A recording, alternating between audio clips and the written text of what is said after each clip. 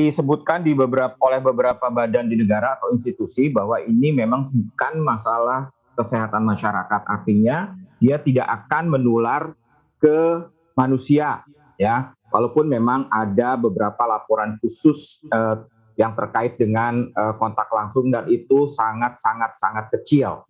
Jadi disimpulkan bahwa penyakit mulut dan kuku tidak menular ke manusia, baik terutama juga melalui konsumsi daging dan susu. Nah, mengenai pemotongan daging, ini yang harus kita lakukan sebenarnya bukan hanya di masa wabah dan selanjutnya. Pemotongan hewan itu harus dilaksanakan di rumah potong hewan yang diawasi oleh pemerintah, di mana di dalamnya pasti akan ditempatkan dokter hewan sebagai pemeriksa kesehatan hewan dan juga pemeriksa kesehatan daging serta pengawasan pemotongan, sehingga tidak memungkinkan terjadinya daging-daging yang tercemar oleh kuman-kuman yang berbahaya. Demikian. Oke, baik. Pak Denny, ini kan juga pemantauan terus dilakukan begitu ya, apabila memang nantinya pemantauan juga kalau kita tahu bersama juga daging juga sudah tersebar begitu di pasaran, apabila nanti juga ditemukan penyakit begitu dari bagian-bagian tubuh, misalnya dari mulut ataupun dari kaki sapi ataupun kaki kerbau, andai terkonsumsi oleh masyarakat, efeknya akan seperti apa, Pak Denny? Baik, selama kita memakan atau mengonsumsi masakan yang matang, apalagi dengan kuliner Indonesia, tidak mungkin kita memasak itu setengah matang, ya, bukan kebiasaan kita.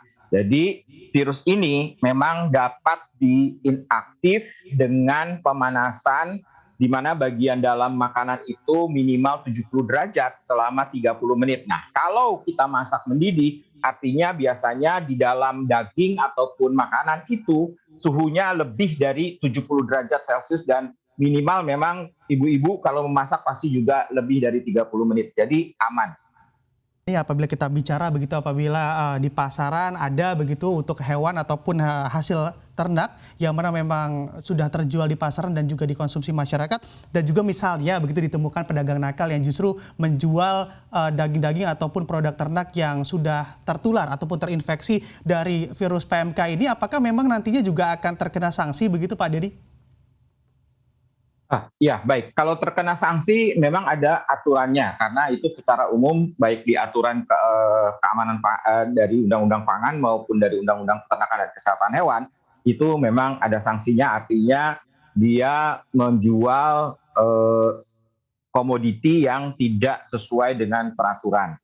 Tetapi sekali lagi saya tekankan, juga tadi Ibu Direktur Kesehatan Hewan menekankan bahwa sebenarnya produk hewan ya itu aman untuk dikonsumsi manusia, dan memang secara umum bukan hanya terkait dengan kejadian PMK ini, bagaimanapun produk hewan yang mentah atau segar tetap harus dimasak terlebih dahulu sebelum dikonsumsi kalau kita akan tetap terjaga kesehatan, bukan karena virus PMK.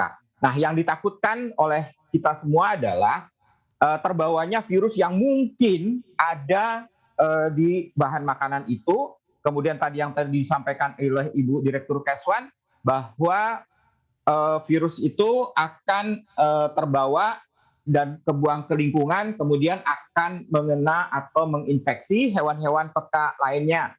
Dan terutama hewan-hewan peka ini adalah sapi, kerbau, kambing, domba, babi, dan kalau di negara lain unta. Oke, baik. Pak Denny, ini kan juga tadi disebutkan begitu ya, penularan dari PMK ini juga melalui airborne ataupun melalui udara. Apakah memang masyarakat begitu yang memiliki hewan ternak di rumahnya juga berpotensi untuk tertular?